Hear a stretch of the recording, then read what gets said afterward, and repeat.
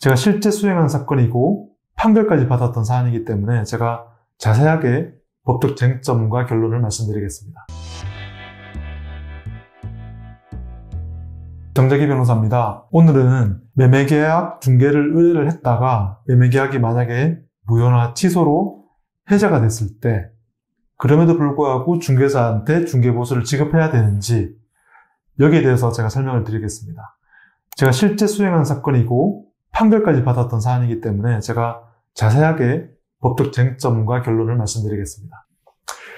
일단 사례를 설명드리면 제 의뢰인은 서울에 한 20억 정도 되는 아파트를 소유하고 있었습니다. 그래서 이 부동산을 이제 갑이라는 공인중개사한테 매도를 최초에 의뢰를 했죠. 이거 좀 잘 팔아달라. 내가 원하는 희망 가격은 얼마다? 20억 얼마다. 그래서 갑은 알겠다. 내가 잘 팔아보겠다. 이렇게 약속을 하고 이제 헤어졌습니다. 근데 이 물건이 팔리지가 않았습니다. 제 의뢰인은 매도인이죠. 매도인은 왜 팔리지 않을까? 중개사였던 갑이 좀 능력이 없는 거 아닌가 싶어서 그 동네 부동산한테 다 매물을 내놨습니다. 간략하게 말하면 을병정이라고 하시죠. 을병정 부동산에도 매물을 다 내놨죠. 그래서 동네 부동산에 이 매물이 다 올라가 있었습니다. 그 상태에서 지금 이 부동산, 서울의 이 아파트를 사겠다는 사람이 나타났습니다. 최초에 이 매수인을 소개를 해서 데리고 온 사람은 갑이었는데 구체적 매매계약 협상이 진행된 거는 갑이 아니고 을병정 중개사가 제 의뢰인과 함께 협상을 시작했습니다. 왜냐하면 갑은 매수인이었던 사람한테 이제 안내한 가격이 굉장히 높은 가격이었고 을병정은 어느 정도 계약이 가능한 금액으로 소개를 한 것이죠. 그래서 매수인은 갑을 배제하고 을병정 중개사한테만 매매계약을 진행해달라 이렇게 말을 했고 결국 을병정 중개사가 제 의뢰인이었던 매도인과 함께 이제 본격적인 매매계약 협상이 진행된 거죠. 그래서 최초에 매물을 내놨던 가격 20억 언저리에서 몇천만 원 올라가고 내려가고 협상을 진행하다가 결국 한 달 만에 매매계약이 타결이 됐습니다. 최종 타결 금액은 20억 5천만 원이었습니다. 그래서 매도인과 매수인 그리고 이를 중개한 을병정 중개사가 모두 모여서 매매계약서를 작성하고 계약금이 지급되고 얼마 뒤에 중도금까지 지급이 됐습니다.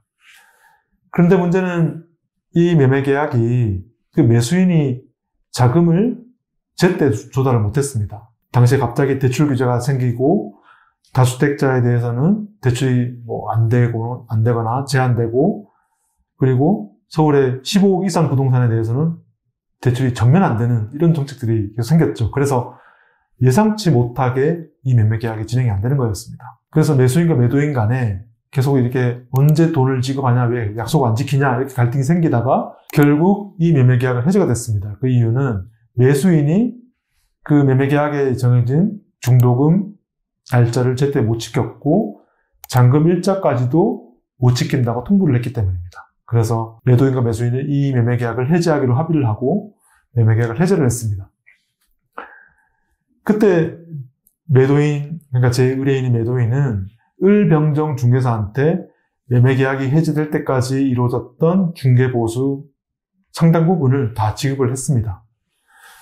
그 이후에 한 3달쯤 지나서 갑, 최초에 소개만 하고 이 매매계약을 중개를 안 했던 갑 중개사가 매도인을 상대로 소재기를 해왔습니다. 나한테도 중개보수 내놔라. 매수인을 소개를 하고 매매계약이 체결까지 된 걸 알고 있다. 이게 금액이 제가 설명드려서 아시겠지만 20억 5천만 원이기 때문에 중개보수가 상당히 컸습니다. 그래서 소송이 시작됐습니다. 저희가 이 사건에서 주목한 것은 왜 갑이 매도인을 상대로 중개보수를 청구할 수 있는지 이것입니다. 이 매매계약은 해제가 됐고 그리고 갑은 이 매매계약에서 한 역할이 거의 없었습니다. 초기에 매수인을 데려온 것 외에는 한 게 없었습니다. 그래서 저희가 법리적으로 이것을 제대로 반박하자고 이제 얘기를 했고 이 사건과 같이 매매계약이 체결됐다가 중간에 매도인과 매수인 문제, 그러니까 중개사의 어떤 책임 없는 사유로 매매계약이 해제됐을 때 중개보수를 어떻게 지급해야 될 것인지에 대한 판례가 있습니다. 제가 판례를 한번 읽어드리면, 원칙적으로 중개업자는 중개대상물에 대한 계약서의 작성 의무 등 계약 체결까지 완료되어야 비로소 중개 의뢰인, 그러니까 매도인에게 중개 수수료를 청구할 수 있다. 다만 중개업자의 계약의 성립에 결정적 역할을 하였음에도 불구하고 중개업자의 중개행위가 책임 없는 사유, 그러니까 매도인과 매수인 간의 문제로 해제가 되었다면 그 중개업자가 매도인이나 매수인에게 청구할 수 있는 중개보수 청구권은 중개업자가 그 최종적인 계약서 작성에 결정적인 역할을 했을 때만 청구할 수 있다. 이렇게 판시하고 있습니다. 매도인과 매수인 간에 매매계약 체결이 성립됐을 때 그 매매계약 내용에 내가 관여한 부분이 있는 것을 입증을 하면 됩니다. 그냥 단순히 소개했다는 것만으로는 보수 청구이 발생하지 않고 매매계약 내용에 내가 한 역할이 드러나야 되는 거죠. 통상은 매매대금 협상 과정, 특약 내용의 협상 과정, 중도금과 잔금에 대한 협상 내용에 내가 관여한 부분이 있으면 보수 청구권이 성립될 수 있죠. 그러니까 이 의미는 지금 갑이라는 중개사는 이 매매계약에 있어서 매매계약 작성을 하고 중도금을 지급하고 이렇게 할 때 어떤 역할을 했는지를 판례가 보고 있는 것입니다. 갑이 중간에 배제되고 다른 중개사가 했다면 갑은 자신이 이 매매계약 성립, 그러니까 매매계약 체결까지 내가 결정적인 역할을 했다. 이걸 입증을 해야 됩니다. 예컨대 매매대금 협상을 해서 매매대금을 20억 5천만 원으로 내가 조정하도록 역할을 했다. 이런 것들. 아니면 매도인과 매수인 간의 협상 과정에 내가 다 관여를 해서 중간에 의견이 맞지 않는 부분을 내가 조율을 했다. 이런 걸 입증을 해야 됩니다. 그런데 중개사였던 갑이 매도인을 상대로 제기한 소장에는 그런 내용이 없고 내가 매수인을 데려왔다. 그러니까 돈 내놔라. 이게 전부였어요. 갑이 매수인을 데려온 건 사실입니다. 하지만 중간에 매매계약 협상 과정에서 갑이 이제 배제가 된 것이죠.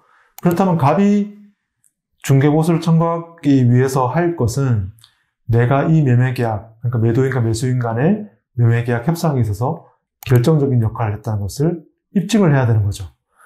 그런 내용이 전혀 없었습니다. 그래서 저희는 그 소장에 대한 반박으로서 갑 당신이, 그러니까 네가 지금 중개보수를 청구하고 있는데 당신이 이 매매계약 성립에 있어서 어떤 역할을 한 게 없다. 그걸 좀 내놔라 봐라.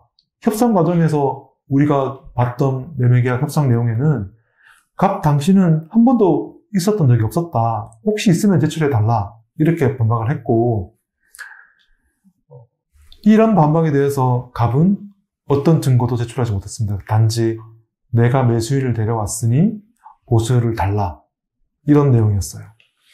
물론 도의적으로는 좀 안타깝긴 하지만 법적으로는 말도 안 되는 주장이죠. 이런 이제 공방이 이어진 끝에 판결이 선고됐습니다. 제가 설명드렸듯이 갑이 매도인과 매수인 간의 매매계약에 있어서 결정적인 역할을 한 게 없다. 매매계약 협상을 한 바도 없고 가격 절충에 관여한 바도 없다. 그렇기 때문에 갑은 매도인을 상대로 중개보수를 청구할 권한은 전혀 없다. 설사 매수인을 데려온 역할이 있다 하더라도 중개 과정에 했던 역할은 없다. 이게 판시 내용이었습니다. 그래서 혹시 매매계약 과정에서 중개보수 청구를 받거나 아니면 중개사분들 중에 내가 결정적인 역할을 했는데 마지막에 매도인과 매수인 둘이 모여가지고 계약을 했다든지 아니면 다른 중개사가 끼어들어와가지고 자신을 배제하고 매매계약을 했다든지 이렇게 될 경우에는 보수 청구권이 있습니다. 그렇지 않고서는 중개보수 청구할 수 없기 때문에 이에 대한 궁금증이나 관련된 문의가 있으면 저한테 언제든지 연락 주시기 바랍니다. 이상입니다.